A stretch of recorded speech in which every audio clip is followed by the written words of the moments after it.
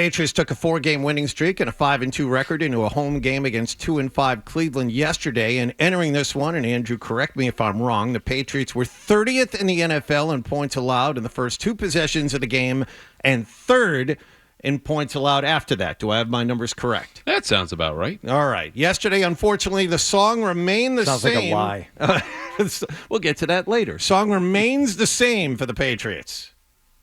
I said the song remains the same for the now Patriots. The Patriot 18-yard line, working from the eye. Tight end hand down right is Njoku. Play fake by Gabriel, drops back under pressure, lobs the throw right, caught by Fannin, wide open 5 into the end zone. Easy pitch and catch, and a touchdown Cleveland. But what are we doing? An excellent question by Scott Zolak. What exactly are they doing? Dylan Gabriel caps a 6-play, 70-yard drive with an 18-yard touchdown pass to a wide-open Harold Fannin. 7-3 Browns after 1 quarter. Andrew Callahan, why do they continue to have slow starts? Well, the Browns' offense, as we just heard, updated in real time. You heard the little ding that said the Browns just upgraded. There was a score. They unlocked a new play. Good for them. Version 7.5. Here's the thing about the slow starts is every team has something to fix or a thing that their fans complain about. This is the Patriots. It doesn't make it any better because you see certain teams reaching for the same low-hanging fruit. It's quick game. The bootleg passes, and then the wrinkles that they have. The Titans scored in this. We talked about it last week. This play-action play that started, like all the other plays they had been running, and broke out for a post route. This was the Browns' wrinkle, is they had their leading receiver, tight end Harold Fannin, start as a fullback in the backfield, and then ran a corner route, a vertical route you only see from receivers, sometimes tight ends. So they're hitting on all their wrinkles, and they're taking the same low-hanging fruit. And the Patriots, eventually, I think this will smooth out, but for now, they're as bothered as anybody about it. But then again, this is Cleveland, and the Patriots were able to move the football on the other side. The problem was, even though the Patriots offense was moving the football, they weren't getting the ball into the end zone. Okay, hold on just 1 second here for Sure. just on that Bengals opening drive, because the stats, which are spoiler alert for Andrew Callahan and his 2 stats, they're all lies. Okay, Mm-hmm. and there's statistically, I am not backed up by this. Okay. It's like, where is that going? All right, I'll just say it from the outset. I've looked into it because I'm convinced that teams score at a higher rate on their first drive than any other drive. Okay? It's not true as far as I can tell.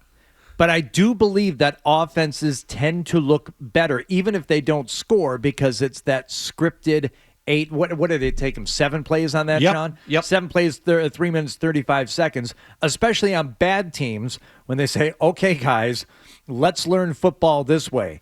Step 1, 2, 3, 4, 5 in this series of plays, and we're gonna pound these into the ground for the however many days of practice we have leading up to the game on Sunday. So that comes out. That's a scripted opening drive, and they tend to look better. And as a result, yeah, if a team is only going to score once in a game, I still feel it's going to be on that opening drive, and beyond that, who knows? So I'm not really fazed by it much anymore. We used to see it from the Tom Brady Patriots. They would score on the opening drive and then just go quiet for a quarter and a half and not score again until the second. Maybe a field goal or something, but it happened enough times to where I just stopped being fazed by any team that jumps out, gets a touchdown on their opening drive, and like, oh my God, this is going to be a long day. No, it's just that opening drive magic that some teams, a lot of teams seem to have. And it sticks with you in memory because just as human beings, you tend to remember the things that happen first and those that happen last. So it seems like a bigger deal than it is, to your point. And I like the suggestion that even the bad teams are more likely to score then, because if you were to think about this like a pitcher, right, and you're a hitter, you're going, they really have a fastball and a changeup. The Browns can run the ball and they can do junk stuff, okay? You're going to wait on that first pitch. If it goes by for a strike, okay, you go, the more he throws, the more likely it is that I'm going to be able to hammer something. Over time, I'm going to win. But for one pitch, yeah, you might get something by me. Teams have been getting something by the Patriots, who know the Titans and the Saints and the Panthers. Like, look, over time, we'll be fine. So once we adjust or start to sit on that fastball, which is what you really want to do, no pitcher goes a whole at bat really without throwing fastballs. we're going to be able to hit that because we prepped for that. We know you're good at it. We know you're going to throw it. Okay, so the Patriots offense, speaking of first drives, they were able to do that. They kicked a field goal, and they were moving the football up and down the field, but not in the end zone. Twice they got the ball inside the 10. Twice they had to settle for field goals, and one of the reasons they were unable to get the ball in the end zone was this guy. Diggs left slot, Boutte on the outside left, Henry in the right slot inside of Hollins, and on the right hip of Maye. Ramondre Stevenson as Hollins motions right to left. Maye looks to throw, pumps right, starts to run, wrapped up, and he's brought down. And that is another sack for Myles Garrett. Woo! Myles Garrett, a future Hall of Famer. He was on his way to a big day, and we'll get to that in a minute, even for him in the first half. But finally, at the end of the first half, Maye led the Patriots on a 7-play, 59-yard drive that ended this way. I said that ended this way. Again from 42. Right hash mark. Toward the enclosed end, the south end of Gillette. Ashby, the rookie. Long snaps it to Behringer. Borregales kicks it. His kick is driven right down the middle. It's good, and the Patriots have the lead. The first half comes to an end. Andres Borregales' third field goal of the first half handed the Patriots a 9-7 lead at the break, and this, Andrew, was despite a really bad interception by Maye in the first half. Threw it right to Schlesinger, right in the middle of the field, standing right in front of him. That's as bad a pass as he's thrown all season. Did you see his explanation for this? It's great. He What goes, is? I was looking downfield, and I forgot the guy right in front of me could jump.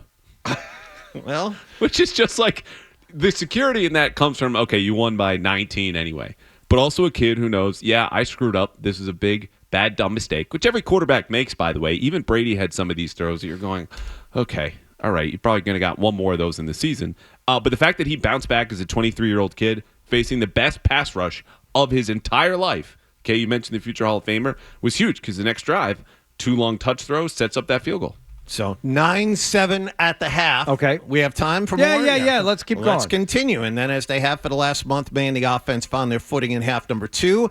Cleveland got the ball first in the third quarter. They went 3 and out. And then the Patriots got a big run from Travion Henderson and a pass from Maye to Mac Hollins on a trick play to move them down the field. And then finally, the Patriots offense got in the end Diggs zone. in motion right to left.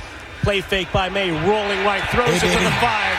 Easy walk-in, touchdown, Hunter Henry! All right. And the Patriots expand their lead. Maye hits a wide-open Hunter Henry on a rollout after a couple of misdirection plays to set things up. 16-7 Patriots, and Maye wasn't done either. The Pats have a 3rd and goal to go on the 1-yard line of Cleveland. Got to get in. Left hash mark, 3 to the left, 1 to the right. In motion to the right is Hunter Henry. Drake Maye drops back, throws it quick to Diggs. play. He's in for a touchdown. Patriots take advantage of the interception. All right, a Robert Spillane interception set up that short Maye to Stephon Diggs throw. A big get-together in the end zone after that, and we've discussed about Diggs' leadership, and it was a party there for a while for him. Yeah, it was. I mean, the play motion just to isolate him on a slant, and he had gotten there with an 8-yard slant, then they're 1 yard. They're like, all right, let's just get him in. So- It was his first touchdown. Let me ask you something on that play to get Diggs open. How close are you to getting the interference call on that, to where you're just and again we all saw it, and it happened in the late game too. I think it happened in the Packers-Steelers game last night, where obviously you have to be running a route and you just can't be getting in the way. That's real close. Is it because they're so close to the line of scrimmage that you can have more contact? Because who was the other receiver that kind of ran in front? It was Mac Collins, It right? was Mac Probably Hollins. Mac Hollins, the biggest guy, yeah. Okay, Mac Hollins, who kind of like, ran that. It's essentially like a block. It's essentially a pick, but it's not a pick. It's not called as it obviously is. Diggs got the touchdown, but how close are they to tiptoeing that line? So I've not rewatched that beyond just which is what today is all about. Well, then But you're ill-prepared for this show, but aren't you? Your point is well taken about like the idea that if you are within a yard of the line of scrimmage, they're just never going to call it. And Well, this often meeting is instances- premature then, isn't it? Well, if it was a 1 yard touchdown, then this is the exact right play to call, right?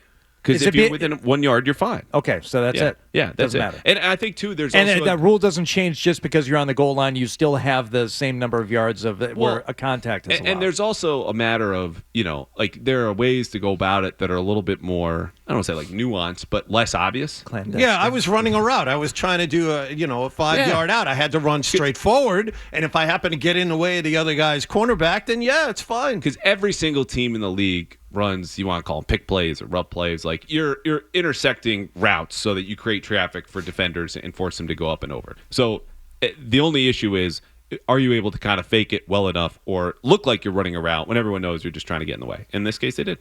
All right. 3 touchdown passes in a quarter for Drake Maye, but that's only 2, John. Well, Works from the left hash of the 39. He takes the shotgun snap. He's back to throw. He loads up a long ball, lofted downfield. Open man, touchdown, Kayson Boutte. What a weapon! over his left shoulder, he almost had to bend all the way back to locate it, but another great catch by Boutte. He seems to be doing this once a week. He's really come alive this season. I mean, there's no doubt about it. And we've talked with Andrew about this. We talked with we're going to talk with Mike Reese here in a little while. I did not expect this ascendance from Kayson Boutte. No. I said this on the air, with you guys last week. I've said it on my podcast. He has matured and grown as a player more than any young player I've seen covering the team now for 7.5 years. It's incredible. And not to mention, he told at least my guy Doug Kite at the Herald this week, when he had surgery on his ankle after his freshman season at LSU that everyone was clinging to, was like, he could be great. Look at those stats. That's insane. He doesn't have the same burst off that ankle. Like, his game has had to change from athletic freak to, I'm going to get open deep, but it's not because I'm just sprinting away from you. It's because I'm going to run the proper route. I'm going to have the right leverage. And in this case, he's going to win all of those contested catches because he's doing that more often than any receiver in the league. All right, so 3 touchdown passes in a quarter for Drake Maye. He's the first Patriots quarterback to do that since Tom Brady did it against Miami in the last Patriots Super Bowl year of 2018. There was a Travion Henderson fumble at the Browns' 5-yard line in the fourth quarter. Patriots got a safety right after that. They beat Cleveland 32-13. Drake Maye, 18 of 24, 282 yards, 3 touchdowns, and the 1 bad interception. We talked about Myles Garrett earlier. 5 sacks for the Browns in the loss. These are small negative things. Should we be worried about Travion Henderson the way we were worried about Ramondre Stevenson? Because they look eerily similar, Andrew Callahan. I'm not worried because I just don't have a high bar for Travion Henderson right now. We're like, he looked better yesterday than he has all season. Much better. And I think the play designs were there, right? You want a guy with 4.3 speed to get on the edge where he can use that 4.3 speed. That was against a really good defense, too. The best run defense in the league. And that, he managed to get outside. Until that fumble, which is not to like dismiss or, diminish how bad a fumble, particularly in that spot, could be, he was going to be a headline. And I think probably was still in some places. Like the Patriots, who had the worst run defense in the league a couple of weeks ago, crack the league's best run defense thanks to a rookie who played 9 snaps the week before.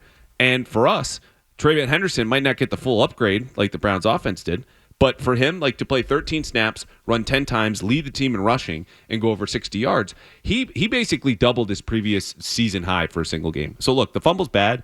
I'm going to take what was mostly good, though, yesterday for him because like that's where he's at. Any good is great where he is. Another Patriots win, 6-2. 6-2. Yeah. I remember saying 7. 7 a lot before I said the start of the 6 season. or 7. I thought all the youth and the lack of depth, and it all made sense to me. I said 6 or 7 wins at the beginning of the season. And I remember saying it confidently, even smugly, 7 wins. And with the caveat, we should be thrilled with that. As a Patriots fan, you should be thrilled with 7 wins because by my math, that more than doubles their win total from last year. As I've said many times, I do not count the win against Buffalo in Week 18. That's right. I don't. When a team lets you win, then you don't get to count that win. Fair enough. You don't get to think of that as having a win. So, or at the very least, you can look on it optimistically and positively and say, we really only had 3 wins last year. So if you get 7 this year, you've more than doubled your win total. They're at 6. They're at 6-2. It was such an encapsulation of the 2024 Patriots in that last game. even when you wanted to lose, the other team was better at that than you. The Bills scored their third-string quarterback. I said 9. That was my prediction. I had them in the playoffs before this season. But I want to go back to something I said, I think right here in February. We were talking about the Commanders making that run to the NFC Championship game. I said they got a lot of money to spend. I think they have a quarterback. They need a ton of help. They're going to need a lot of luck. Doesn't seem so crazy now, does it? No, it does not. And it's the same outline, right? It's the new coach energy, the free agents who are all, veterans, some of whom are probably still overpaid, but they're the right guys in the locker room. You plug your holes, you amplify your strengths. Like Christian Gonzalez finally yesterday is coming around to form. If you would say the Patriots are going to start 6-2 when that dude misses 3 games and the next 4 doesn't look like himself, you would have said, yeah, they're probably 500. And the defense has been top 10 since he got back. Not because of him, but everyone else around him. Spillane also did not have a good start. The last 3 weeks has been tremendous. So much better. Again, that was one of the stats we had after week 2. He had missed more tackles than he had made. Yeah. And now, granted, that pick was an early Christmas gift, right? That was a treat like all the kids are going to find here in a week going around in their costumes for him. Just here you go from Dylan Gabriel. But the point is, him, you look at Milton Williams, who had a pass deflection. Kayvon Chason has been a monster on the edge. That was a flyer deal that they took. They've almost all hit. And that's what you need. If you want a surprise, you've got to get guys who you get either on a bargain or who meet the level of the contract, in addition to, of course, the coach and the quarterback. All right, let's get into a couple things real quick. A couple of notes from the game. Drake Maye, 18 of 24, efficient again, 282 yards, 3 touchdowns to 1 bad interception. But it was the resiliency, the bouncing back from that bad pick that really led him to a good game. Bouncing back from adversity. This is that league. One of the best players on the edge, and maybe the best player in the league on the edge. So just battling back and continue to run it and play action and boot and just try to keep the defense offense. Trying to be unpredictable on offense, and I think Coach called a great game and good to handle adversity and come out at halftime and score 3 touchdowns, and third quarter was big. We were talking about checking boxes with this kid. The more he matures, okay, physically he's got it. Pocket sense, he's got that. He's athletic enough to roll out and throw on the run. But the one thing we really hadn't seen is how he would deal with some bad adversity. He was constantly getting sacked by Myles Garrett. He threw a really bad interception, but he was able to shake that off in the second half and succeed. 3 touchdown passes in a quarter. First time a Patriot quarterback's done that in 7 years. This kid checked another box yesterday. He was perfect in the second half. He was 8 of 8. Like 3 touchdowns in a quarter. It's a big deal. How about 100% completion percentage? And a guy who at halftime, like I'm watching that game, it's 9-7. They get the field goal, and he hit this long pass to Boutte on 3rd down, and you're like, okay, that puts him back in field goal range. This is good. But they're taking it, to your point, on the chin. I'm like, okay, this will be a hard-earned lesson. This will be good for them in the long term. And they go out and do that and say, oh, no, we've got another gear. And credit, too, to Josh McDaniels, by the way, because that next play, I have my notes here right in front of me. He starts on that touchdown drive to start the second half when they start to blow it open. It's a play-action pass, Maye scrambles. You got a run to the right with Trayvon Henderson, a toss to the right with Trayvon Henderson, a double pass. You had a speed option. You had a jet sweep, and then another play-action pass. So it's all of this misdirection. It's motion at the snap. It's your fastest players on the edge. And that's how you neutralize the pass rush, which I think they said, we got a plan. We'll test it out. But if we can hold up just straight up, why wouldn't we do that? Of course they couldn't. And then they go in and they adjust, and Maye bounces back. It's the combination of those two, McDaniels and Maye, that has taken this from good to great to possibly special. And watching Drake Maye yesterday, I mean, there was still times when he got out and he was running the ball. There was one play where I wish he had gone down a little bit sooner. Oh, yeah. And I'm being generous when I say one. There were a couple. I was going to say maybe 3 or 4 for me, yeah. Okay, but there were also a couple of times when he threw the ball away, which, all right, it's still 18 of 24 on his completions, so it wasn't happening a lot. He didn't have to do it a lot. The one thing that I think was interesting watching how the offense ran yesterday was, okay, what are we going to do about this Myles Garrett fella? Because he's not just coming in from the left. They were moving him around. He was just a menace in multiple areas yesterday. How are we going to combat that? Well, we're going to run it just enough to keep him honest, and then we're not going to shy away from the throw entirely. Getting sacked 5 times can't be fun, but they didn't abandon the passing game as a result. And they managed to figure out a way to still move the ball by both running the ball, to save Drake Maye from getting sacked 6, 7, 8 times by the same guy and also still be able to throw it. And I thought that was impressive. It's insane that if you had told me before the game, Myles Garrett is going to have 5 sacks on Sunday. Patriots lose. Yes. Easily. Yes. Patriots lose. Not, they might win, toss up. No. Close game. They might even win by get blown 7. out if Myles Garrett has 5 sacks. Win and by 10. Oh, yeah. They won by 19. So the point about Myles Garrett is a great one because I think it's a good reminder that when you have players who are that great, the other word you can describe them with is inevitable. Okay, Myles Garrett is going to get his. It'll be a quarterback hit. It'll be a sack. It'll be a pressure. It'll be this and that. The way Drake Maye is playing right now, Drake Maye is inevitable. The first play I just listed at the start of that second half, it was not this big play action bomb, the booty, the beautiful, he's got time in the pocket and just drops a dime. It was a scramble, which says, hey, when things break down, he's got a plan B. The quarterbacks who have been here before, and this is obviously not a knock on Brady, but Mac Jones, right? The play wasn't there, did not have a plan B. True. His plan B was panic. This kid at 23 not only can run from you, he can extend the play and throw, he can stand in and take a hit, he can create something from nothing, and he's going to do some things that are stupid and you want him to get rid of the ball. But overall, if you're a defense, what do you take away from him? Because he can do everything on the football field a quarterback can't to hurt you, and every single team the Patriots have played has found that out already. All right, one quick thing before we get to the top of the hour. One strange bit of news. Christian Barmore didn't play in the first quarter, and the media asked Mike Vrabel why. Yeah, I had to make a decision. My job is to protect the team, so when there's actions that I don't feel like are commensurate with what we want to do here, I got to make a decision, and then we move on. So he was suspended for the first quarter. Andrew, you have any idea why that was? No, nothing on this yet. I was the person who went up to Christian and asked him to speak. Hey, typical thing you say is like, you got a minute? Can we chat? No. I said, can we just talk about the game? Understanding why he was maybe upset. No.